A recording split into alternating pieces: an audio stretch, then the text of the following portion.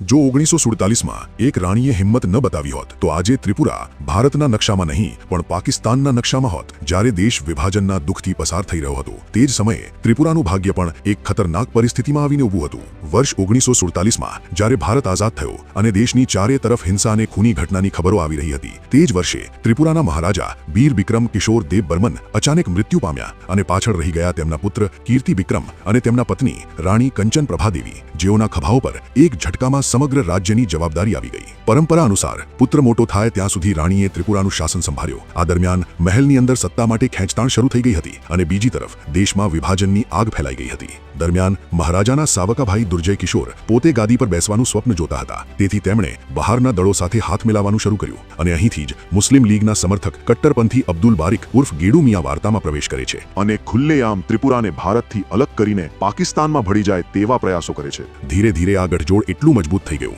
કે તેની ગૂંજ Regency council સુધી પહોંચી ગઈ અને પરિસ્થિતિ એટલી ગંભીર થઈ ગઈ કે કેટલાક મંત્રી પણ પાકિસ્તાન સમર્થક વિચારધારાથી પ્રભાવિત થવા લાગ્યા. જ્યારે રાણી કંચન પ્રભાદેવીને ખબર પડી કે તેમની જ કાઉન્સિલના કેટલાક સભ્યો આ ષડયંત્રમાં ભાગ લઈ રહ્યા હતા ત્યારે તેમણે મોટો નિર્ણય લીધો. સૌપ્રથમ પાકિસ્તાન સમર્થક મંત્રીઓ પાસેથી રાજીનામું લીધું. ત્યારબાદ મહેલમાં બેઠેલા ષડયંત્રકારોને બહારનો રસ્તો બતાવ્યો અને જનતાને ભડકાવનાર લોકોના ત્રિપુરામાં પ્રવેશ અને પ્રવૃત્તિઓ પર કડક પ્રતિબંધ મૂક્યો, જે તે સમયના પરિસ્થિતિમાં અત્યંત સાહસિક પગલું ગણાતું હતું. રાણી એ પણ સમજી ગયા હતા કે આ લડાઈ ફક્ત ત્રિપુરાની અંદર રહીને જીતી ન શકાય. તેથી તેમણે બંગાળ કોંગ્રેસ કમિટી મારફતે સીધા સરદાર વલ્લભભાઈ પટેલ સુધી સંદેશ પહોંચાડ્યો અને સ્પષ્ટ ચેતવણી આપી કે જો ત્રિપુરાના એકીકરણ માટે સમયસર મજબૂત પગલાં નહીં લેવામાં આવ્યા તો આ રિયાસત ભારતથી દૂર જઈ શકે છે. સરદાર પટેલે આ ચેતવણીને ગંભીરતાથી લઈ અને આસામના ગવર્નર અકબર હૈદરીને પરિસ્થિતિ પર નજર રાખવાની સૂચના આપી. ત્યારબાદ સતત સંવાદ, જનતાની ઈચ્છા અને રાણીની સ્પષ્ટ નીતિના કારણે 9 સપ્ટેમ્બર 1949ના રોજ મર્જર એગ્રીમેન્ટ પર હસ્તાક્ષર થયા અને ત્યારબાદ 15 ઓક્ટોબર 1949ના રોજ ત્રિપુરા સત્તાવાર રીતે